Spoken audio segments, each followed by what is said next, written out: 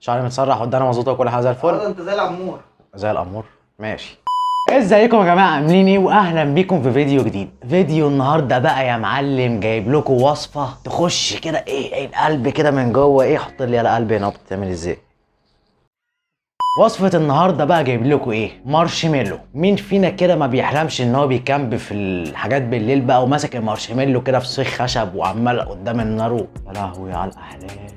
فضلت ادعبس على النت واشوف الطريقه وبتتعمل ازاي وباقل تكلفه قدرت اوصل لها. هوريكم بقى النهارده طريقه للمارشميلو يا رب تنجح عشان ما تفضحش. فقبل ما نبدا يا ريت بس ايه تعبرونا بلايك بكومنت سبسكرايب. يعني الدنيا واقعه خالص، كل مره بقول لكم لايكات وسبسكرايبات وكومنتات مفيش الكلام، محدش بيقدرنا ولا بيعبرنا. فانزل اعمل لايك وكومنت وسبسكرايب وروق على اخواتك اللي معاتيه وبس كده. يلا بينا نشوف اللي وصل على طول. دلوقتي اول خطوه معانا في اي قالب عندك، مستطيل مربع اي حاجه عندك مش هتفرق، هندهنه دهنه زيت خفيفه كده.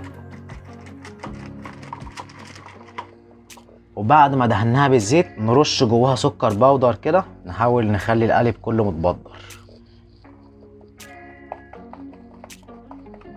وبكده القالب بتاعنا هيكون جاهز. هنركنه بقى على جنب ونجيب الطبق بتاعنا او كوبايه او اي حاجه. هننزل بنص كوبايه ميه دافيه عادي جدا من الحنفيه، وننزل عليهم بمعلقتين جيلاتين، ونركن ده بقى على جنب برضه. هو التاني في الطاسه بتاعتنا بقى او في الحله او ايا كان انت هتعملها في ايه، هننزل بنص كوبايه ميه. وبعد ما نزلها بنص كوبايه ميه في الطاسه بتاعتنا هننزل بكوبايه سكر. طبعا اي حد بيعمل دايت، انا مش عارف انت بتتفرج على الفيديو لحد الان ليه. ومع كوبايه السكر ونص كوبايه الميه هننزل بكوبايه من عسل الجلوكوز. ولو ما عندكش عسل جلوكوز ممكن تبدله بعسل نحل عادي، بس انا نزلته في الكوبايه دلوقتي. هنزله من الكوبايه تاني ازاي؟ انا مش فاهم انت نزلت في الكوبايه ليه اصلا. عشان تبقى كوبايه. انت بتعاير يعني. تخيل تخيل بيعاي. تخيل هبدأ ده جديد عليك ده يا برو. ونزل الكوبايه اللي مش هتنزل دي. 6.5 hours later. انا مش عارف انا ليه بعمل في نفسي كده، وفي الاخر محدش بيقدرنا بلايك وكومنت وتشجيع واي حاجه. طب احنا عايزين معلقه عشان تنزل شويه في المعلقه. ودلوقتي بقى نولع النار على الكلام ده كله، يفضل قلب كده اهو عشان الخليط كله يتجانس مع بعض وكده يبقى ايه.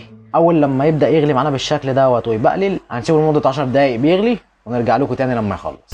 وده يا جماعه شكله بعد 10 دقايق على النار وصل للقوام ده معانا. لو عايز بقى تتاكد انه استوى ممكن تجيب طبق فيه ميه ساقعه، لو حطيتها في الميه الساقعه ومسكتها بايدك ولقيتها بتتشكل معاك كده مش بتلزق في ايدك يعني، يبقى كده هو تمام واستوى. ودلوقتي بقى يا معلم الخطوه اللي جايه، هنجيب الجيلاتين والميه اللي احنا كنا عاملينهم وسايبينهم على جنب، وهنحط عليهم الخليط اللي احنا لسه عاملينه وهو سخن وينزل.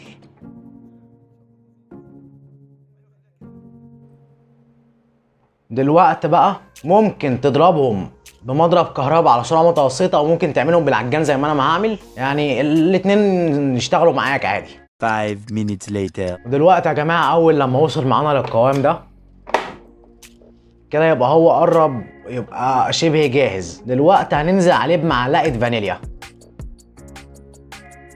نشغل تاني بقى. وده كده يا جماعه الشكل اللي احنا وصلنا له في الاخر. يعني مش عايز اقول لكم ان الريحه بجد تحفه، الريحه تحفه يعني بجد الريحه. يعني انا هين عليا امسكه بايدي واكله دلوقتي، بس لازم يهدى شويه. الحس انا بهزر عشان ما انا عارف انت غبي ممكن تعمل. لا طبعا.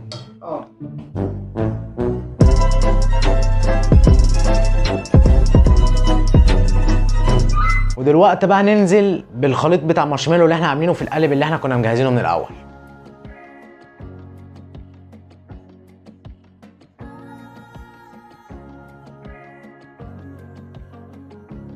وبكده المارشميلو بتاعنا هيكون جاهز. هنسيبه على الرخامه، ما تحطوش في تلاجة، على الرخامه لمده 3-4 ساعات كده يهدى وينشف مع نفسه، ونرجع لكم تاني بعد 4 ساعات. وبعد ما عدى حوالي 3 ساعات ونص 4 ساعات ده بقى شكلها زي ما انتم شايفين كده. اول حاجه معانا الصينيه دي هنحط عليها شويه سكر باودر مع نشا، نحط شويه كده نوزعهم هنا.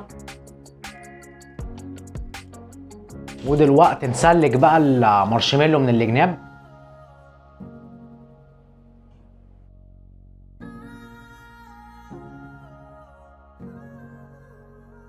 ودلوقتي برضو بعد ما قلبناها هننزل بشويه سكر باودر ونشا على الظهر برضو من هنا رشه كده، بس نشيل النشا الزايد اللي هنا، نجرب نحطه على الجناب عشان ما تلزقش مني. تلزقش بايدك. ايوه بالظبط كده. دلوقتي بقى نحاول نقلبها على الوش التاني. ايوه هو فعلا لسه مكعب من الجلد. اوف. اوف على التيشيرت اللي بقى ابيض. ودلوقتي بقى نقطعها وندوق. انا متفائل قوي بيها.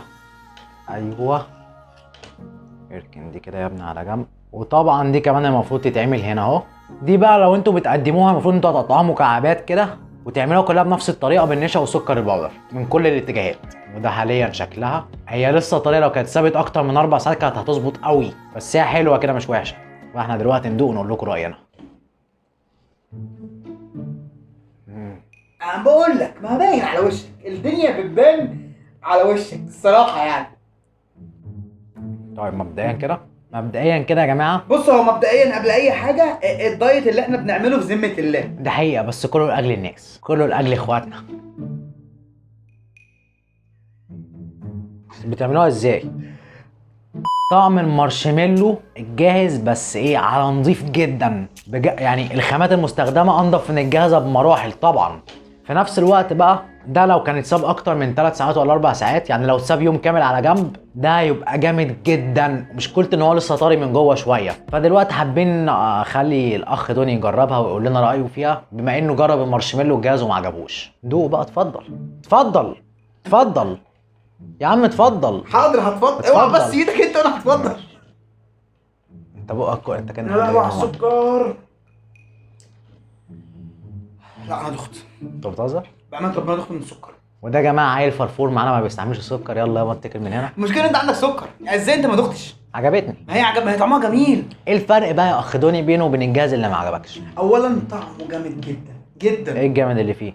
طعمه مسكر وجميل. ده المارشميلو يعني. حقيقي عظمه العظمه. حصل.